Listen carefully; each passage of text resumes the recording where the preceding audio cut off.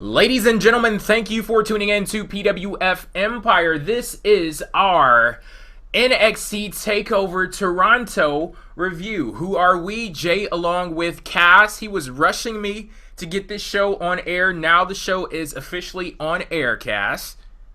I was about to ask you if you're good, but I know Almighty. you're not. Good Lord Almighty. Best takeover by far, man. You have no idea. I'm sweating like a preacher right now. I just want to preach to them. It's like, Jesus Christ, man. Man, I wish we were on video because you said you have your little preacher towel. Anybody who goes to a Baptist church, you know what the preacher towel is because they get wild up on the friggin' stage. They start sweating and all that stuff, and they need the towel to like blot off the sweat. So yeah, Cass, apparently he really enjoyed TakeOver. We shall see how the breakdown goes as we discuss all of the matches from start to finish. Let's go ahead and start exactly where TakeOver got started tonight. It was the two sons of Canada, Tye Dillinger and Bobby Roode, squaring off in an opening contest of the night, and this match saw Bobby Roode win. But before we talk about the actual match, they had a choir out there singing his theme song, and Bobby Roode is becoming one of my favorites in wrestling just based off of the friggin' entrances. He had a great entrance last time he wrestled at a TakeOver show. He's continuing that trend. He's building it up, and I gotta say, the entrance definitely was glorious, so it fits. Cass? And no giving. Can y'all hear me? Can y'all hear me? You're breaking up a little bit. Maybe I don't know what the hell's going on, but you had all of this build up. Oh, come on, please. Okay, you're here now. You're here now. All of this build up into you talking about how excited you are about TakeOver, then nothing. Okay, I think we're good now. Thank you. Like, I'm sorry. Like, my internet just went out for a second. But that's around the point. But people, glorious. No, I won't give in. I won't give in. Glorious. Okay, now we can talk about the match. The entrance was fantastic by far. Yeah, now we can talk about the match now. This was very different than the Tye Dillinger matches we usually see. And once again, I'll say how proud I am to sit back as a Tye Dillinger fan and look at this moment and understand that the story was really, this was his story that played out in this match and him trying to scratch his way to a victory. Because you'll usually see Tye Dillinger in matches, especially on a stage like this, to put somebody else over, to make someone else look good. And that's the story of the match. It doesn't have too much to do with Tye Dillinger, but to see the crowd was very firmly behind him and they were rooting for him, just trying to will him to a victory. It didn't work out in the end, but we got some nice action from both men in the match. And I think that this overall, you had the perfect word to describe it. This was a fun match. Oh yeah, definitely by far. It was a very good way to kick off the show because I was very worried what this was going to be positioned on the card.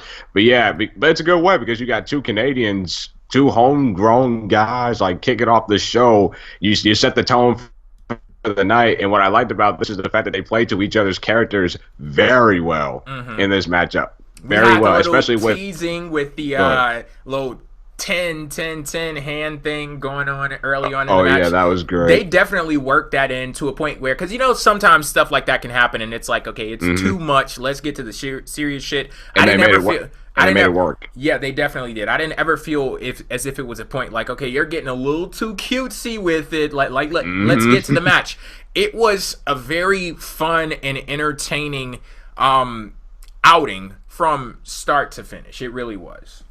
Yeah, and definitely with like there were a lot of good sequences in this match too. And like I said, it's definitely good to see a different side of Tye Dillinger because it's always like it's an important match to bring that big fight feel. And we know Bobby Roode, he got the win. I was actually fine with it because I always feel I was fine with it because in a sense the way I look at this, I see this as a way of Tye Dillinger, in the end, the heel may win, but you need to make the babyface coming out looking strong so you don't overshadow him. And that's something that NXT does well.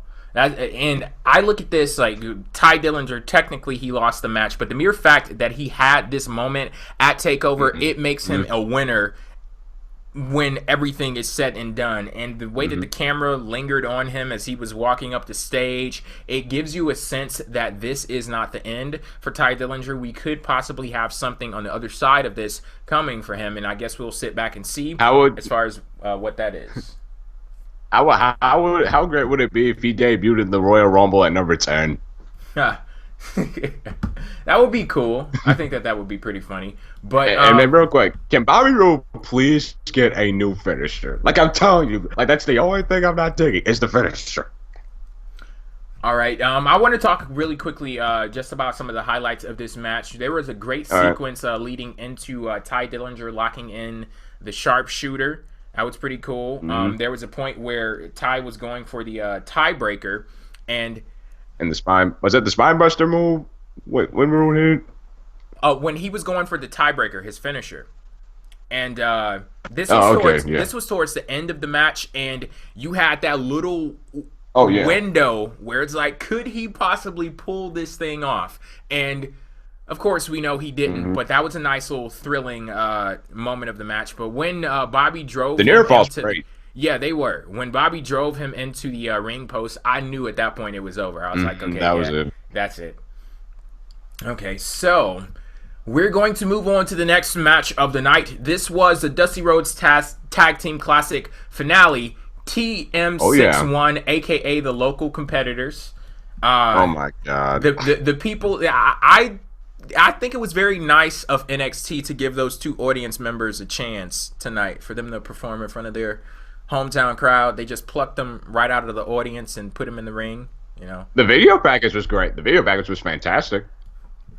Okay, definitely, I'll give it that. But I mean, yeah, TM61 versus the Authors of Pain. With the Authors of Pain, their manager, he was in a cage above the ring, and somehow, some way, he still found a way to get involved into the match. He dropped the chain from the cage, and one of the someone's gonna get sued tomorrow morning. I guarantee you, someone's gonna get sued tomorrow. One of the Authors of Pain attempted to hit one of the local competitors with the chain, but to no avail. It turns out they didn't really need it anyway because they still won the match here. The winners of the Dusty Rhodes Tag Team Classic year 2016. I feel so bad for these guys because not anybody in that audience cared. It seemed like, because, like, here's the thing. I think with the cage being added, especially with Shane Thorne, I believe it was, who did that dive off the scale. Yeah, that was off of that little structure that was holding up the cage. Yeah, that was cool. That was probably the. I think that saved it, to be honest with you. It was nice, and it saved it from being like a complete wash, I guess. House show out. Yeah.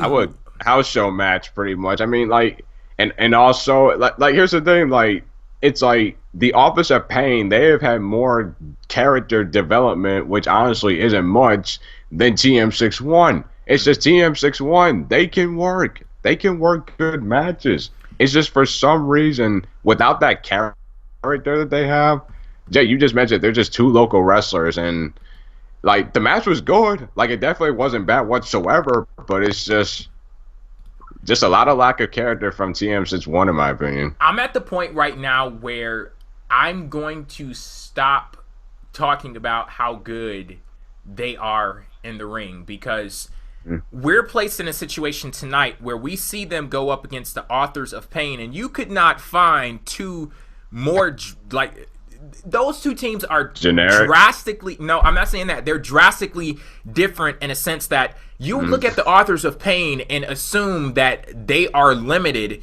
in the ring, but it's their character, what WWE has done with the booking and the positioning of them, that makes them pop. Then you have TM61, bland as all out vanilla midgets, completely fucking bland. But you look at them and you say, oh well, they're solid in the ring. I'm not even giving them that, because The Authors of Pain, I look at them and they're much more exciting and entertaining performers, even in the ring. So if you have these guys over here, they have definitive characters. They are actually exciting in the ring. What the hell do you have going for you? Nothing at all. So they get nada from me. Like I said, and also with the Authors of Pain winning, I mean, I think everybody knew that was going to happen, but I will say though, this doesn't have this. It didn't have the same field as last year's did when Joe and Finn won. It didn't, because I mean, not only the fact that you had just Dustin there, like the whole setting of the ending of the match just felt awkward to me. And honestly, when you have a tournament like that's dedicated to the American Dream, WWE Hall of Famer and Dusty Rhodes, to me you shouldn't have a moment that felt awkward. But granted, I can't really fault him on that, because 9 out of 10 times a tournament like this is going to be good the first time it's done, not so the second time around. But I will say this though, the Authors of Pain definitely have potential. They definitely do have some potential. And what I found interesting is that, remember, Jay, these are two teams that have these are two very new teams, and they gave them a spot on TakeOver this early. Remember, the point of these shows is to see how are they going to fare afterwards when they do these big shows. And right now, as far as the Authors of Pain's future, their future is looking bright. As far as TM6-1, they definitely need to go back to the drawing board and really rethink, because again, just being two good talented wrestlers in the ring is not enough. The Authors of Pain get the win.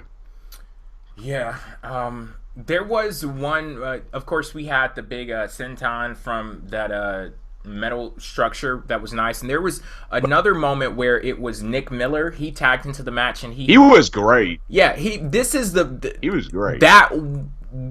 Those few seconds of that sequence where he was going off, suplexes all over the place. Yeah, he was lit. That was the very first time that I've ever seen any shred of personality out of that team, and they're gonna need more moments like that. And like you said, go back to the drawing board, start from scratch, build them from the ground up once again, because whatever the hell they're doing right now, it ain't working.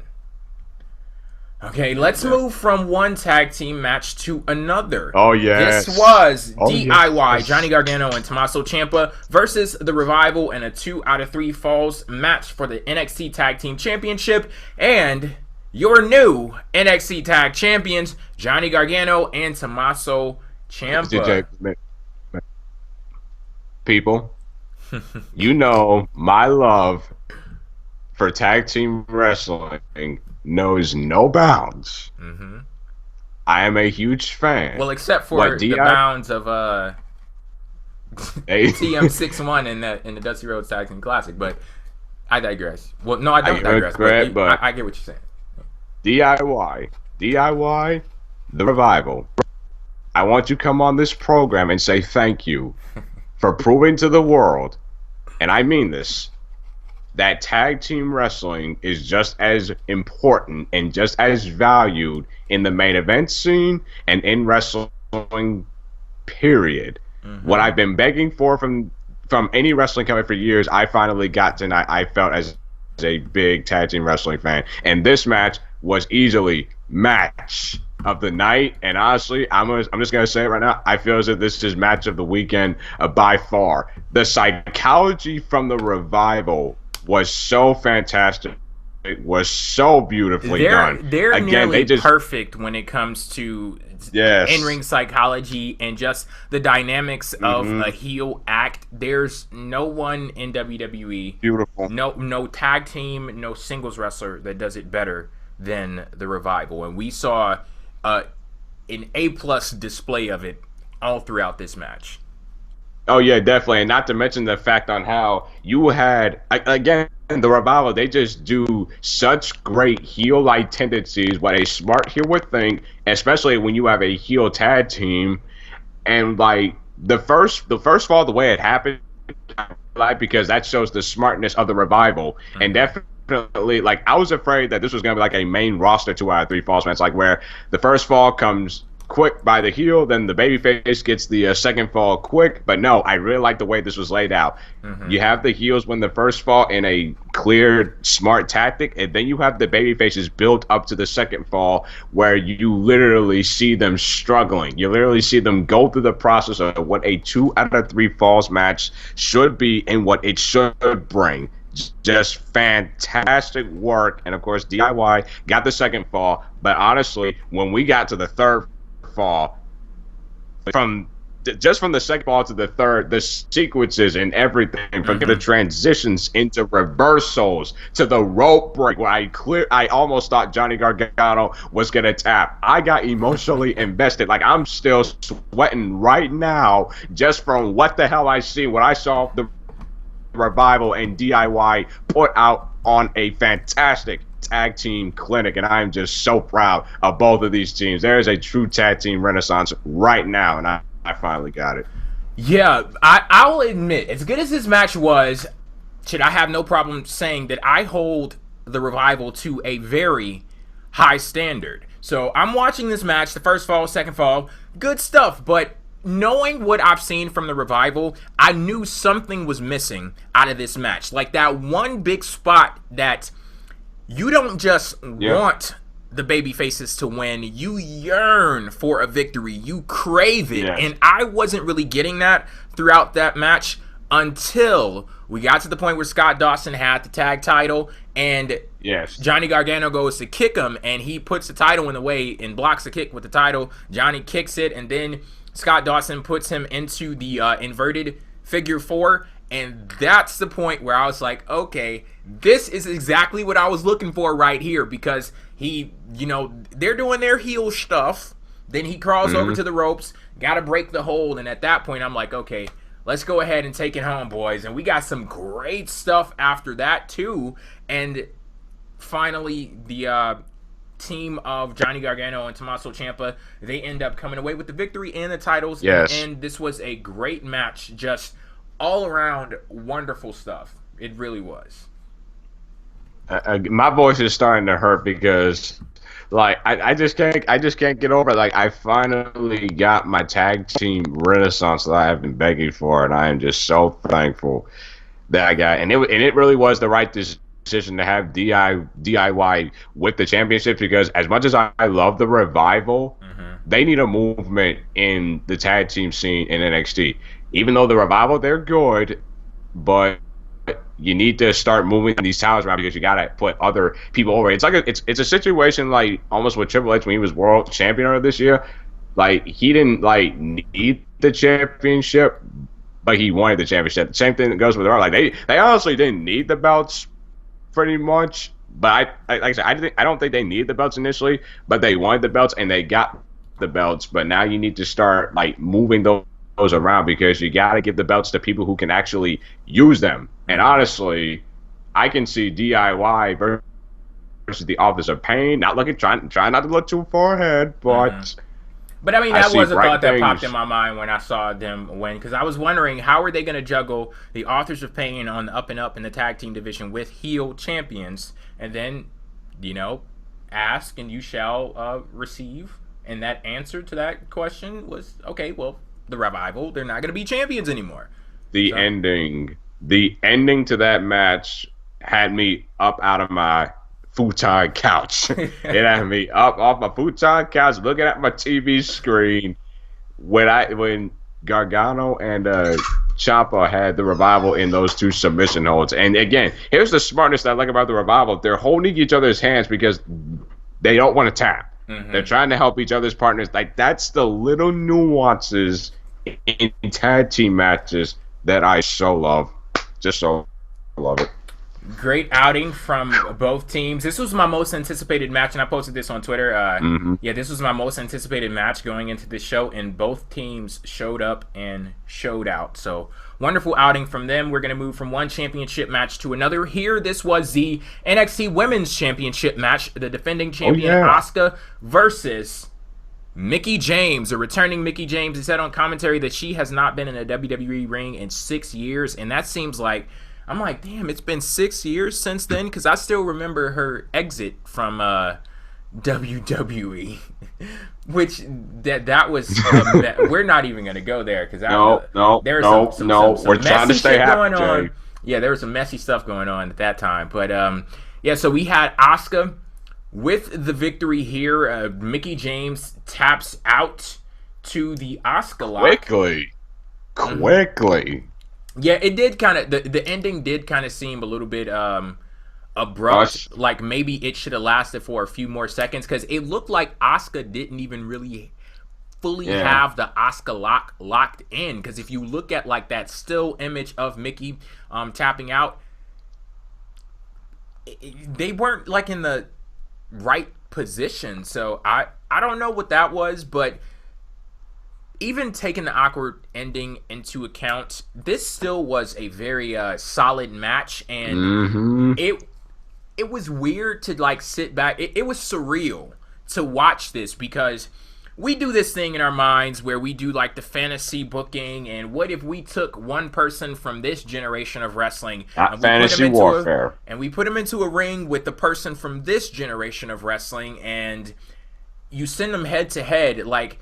We never know what form that's going to take because you have to take into account, okay, well, this person, they're not going to be performing at their peak because they're older, and, you know, what are the levels of competition and how do they change, and what dynamic is going to exist in this match. And just watching this one play out, first I was like, wow, like just sitting back, like this is crazy to just sit here and watch this. And, you know, it was very like mat-based early on, and it took on different forms with Asuka finally going off. I still remember that first kick that she hit Mickie with, and you're like, okay, shit has just got real, and like this is it. And you know, yeah, it was definitely a solid match. Mickie James, she was in there, and you put her on SmackDown. Yeah, please do it. I thought that exact same thing throughout the match. Like, okay, yeah. Put her on SmackDown, please. Yeah. Don't put her on that shitty Raw women's division. Like, please don't do that. I beg you, don't do that. But as far as this match, really, really, really happy to see Mickie James back in the fold. We don't know, like, if this is just a part-time thing or if it's a one-time deal or her. Hell, what if, like I said, she could be going up to the main roster soon. And I don't know if I was the only one that felt this, but it was kind of good to see Asuka show a little bit of vulnerability. Yeah. Because it's like, again, you gotta like think about the women in the Performance Center in the NXT Women's Division currently. Not to say that you definitely don't want to make Asuka weak, that by far. But you definitely need to like try to at least like bring Asuka down just a tad bit.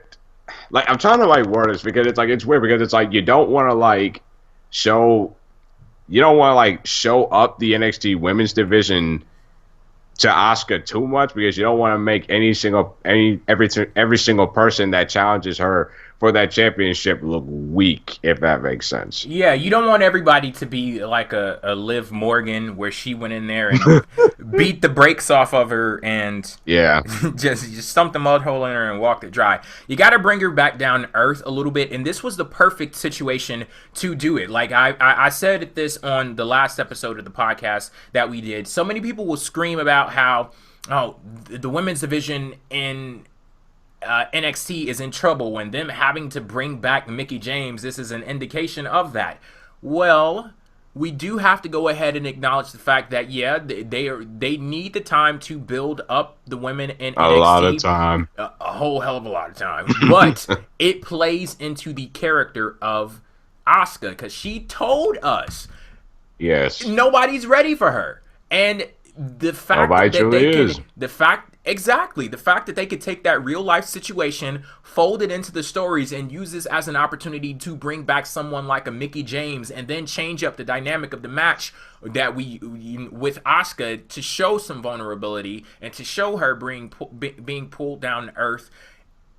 If this is a problem, if we are to acknowledge that, I think we should also acknowledge that they responded to the problem as best as they possibly could have. We didn't get a situation where they rushed someone to the point where it's like, okay, let's just ignore everything, and we know this person isn't ready for Asuka, but just like let's pretend, let's act like it, like the shit that they do on the main roster, where it's like, okay, well, we don't want this person to go on a journey. Let's just throw them in this situation, and then if they're there for 2 or 3 weeks, you will have no choice but to buy it. They didn't do that, and I appreciate the fact that they didn't. They're actually taking their time with the division.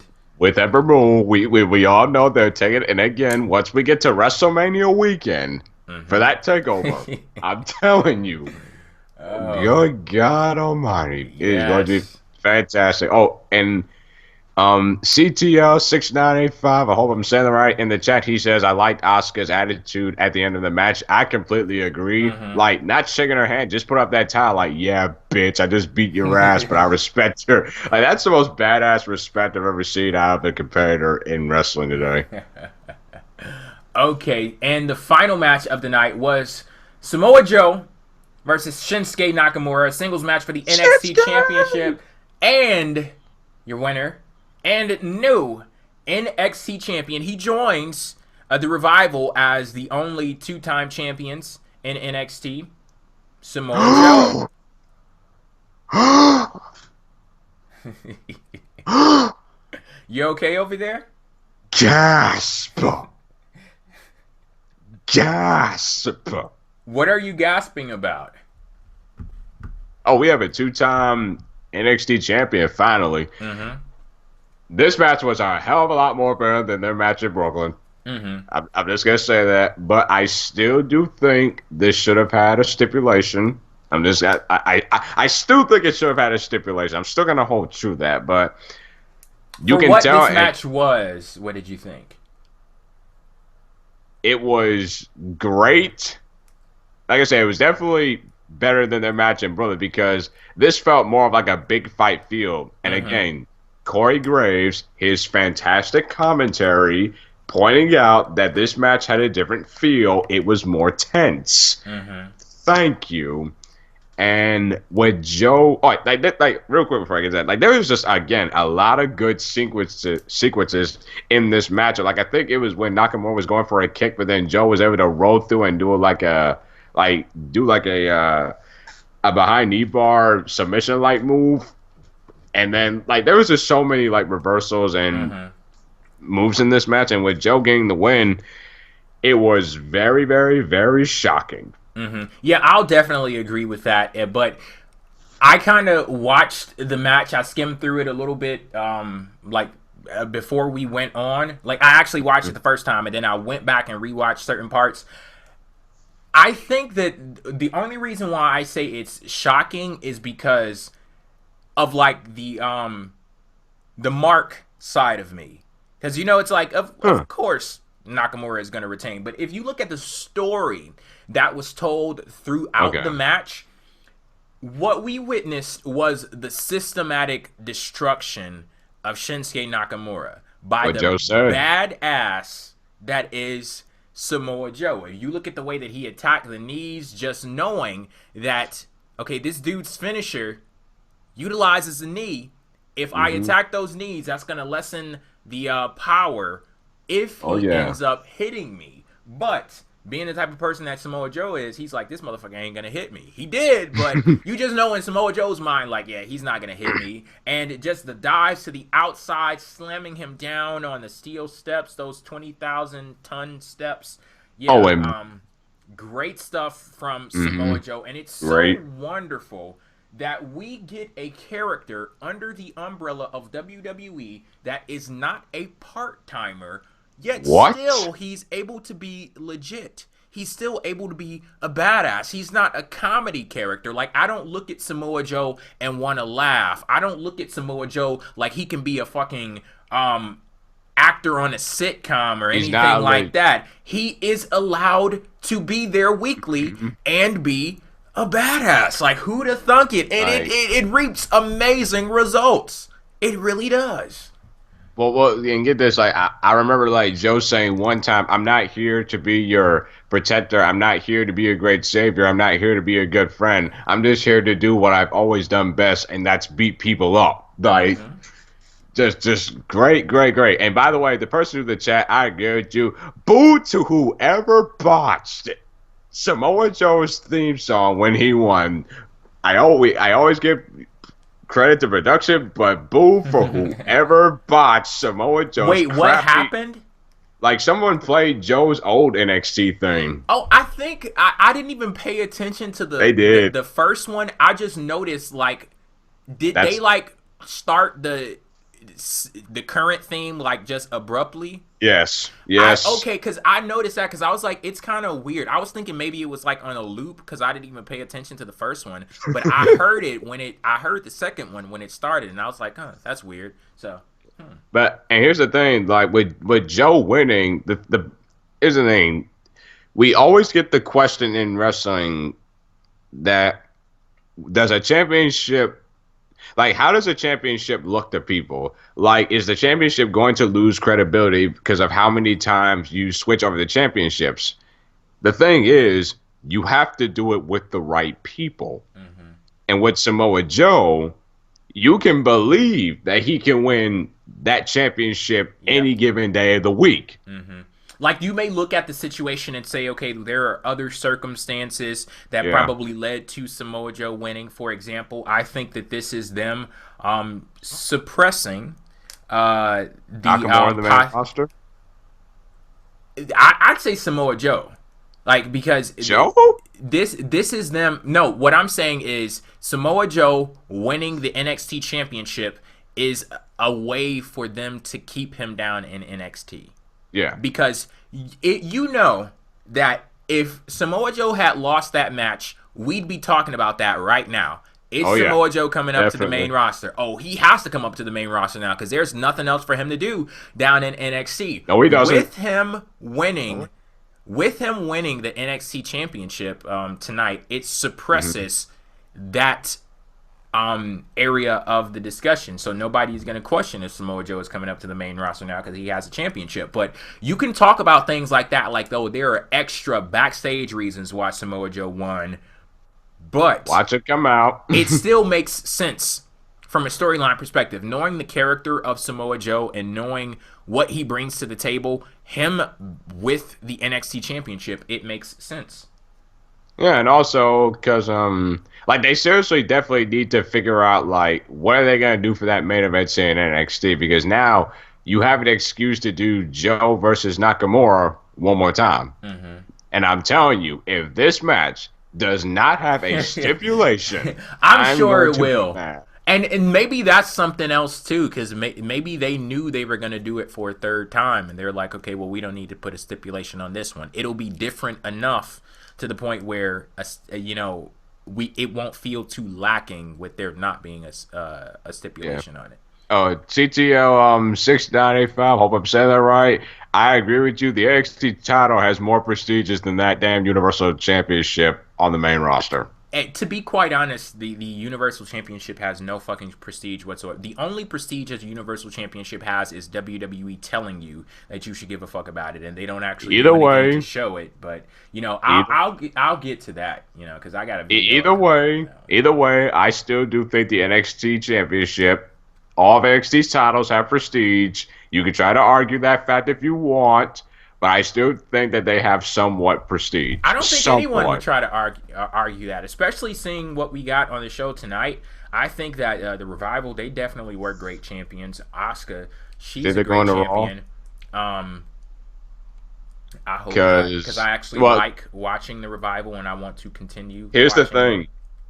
On Twitter, there were people asking, like, are you guys going to be on Monday? Are you going to the main roster? And Dash tweeted out, it's been real.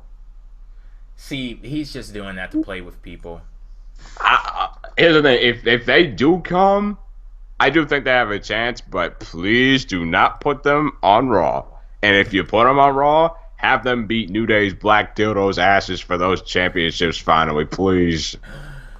Oh my God, they are going to be eaten alive.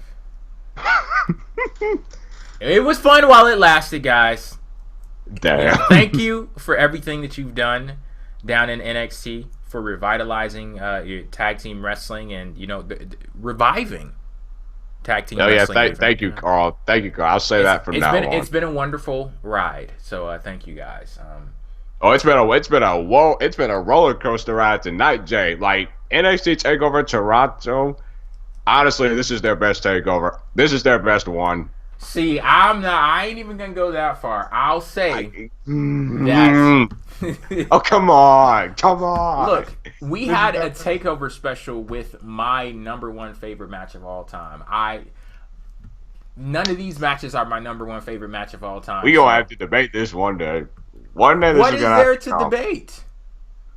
Like you're just basing the book on show off just one match, though. This one had that was a big fucking match. That one match, it was a pretty big one. But that is true. I guess that's another conversation for another day. NXT TakeOver Toronto. This was a damn good show. And fantastic. I say this with every single NXT show because it is true. There are 3 things that you got to do: entertain me, provide satisfying payoff to stories, and give me something to look forward to. When you're going into a big event, pay-per-view, whatever you want to call it, for a wrestling show, you have to do those 3 things. They're not oh, we want to do this, oh, we're going to try to. You have to do those 3 damn things right there. In NXT TakeOver, I can say this with 100% certainty. I've never come out of an NXT TakeOver show disappointed. Never. They always do those things right there, and this one is no different. It continues on a trend that it's solidified. This is what NXT is, and I look forward to seeing how they continue to step things up, and even with all of the defections to the main roster, how they continue to reinvent themselves and to keep delivering a wonderful product. Speaking of wonderful products, this was it was a nice end to the Survivor Series weekend. So, yeah. And he means it, people. He means it. But and real quick, NXT. Thank you. And by the way, Triple H, it was good to see you again after disappearing for like 3 months. Oh, yeah. You all of a sudden showing your butt up again. Oh yeah. I didn't even think about that. Like, how does that even work? Like seriously, like, how does that even work? Like, he shows up at these takeover events, and he does like a Facebook Live after the show. I think he's still doing it, but here, let me scratch up. This is where I gotta turn myself off. This is where I gotta turn everything off and realize NXT is a different brand, and that's not heel Triple H. That is babyface Triple H. Yeah, it's a different brand when they want it to be. They do that mental gymnastics. I just gotta find that funny. Some stuff counts and then other stuff doesn't. But that's it for us for this NXT TakeOver Toronto review. Any last words, Cass? Glorious. We are NXT. Alrighty, thank you all for tuning in. Something will be up for Survivor Series tomorrow. Okay. And I guess I'll say thank you in advance, Cass. You, Dalton, Lucas will all be watching Survivor Series together. So I'm going to need something to get me through this show. Okay. So, yeah, until then, catch you later. Peace. Later days.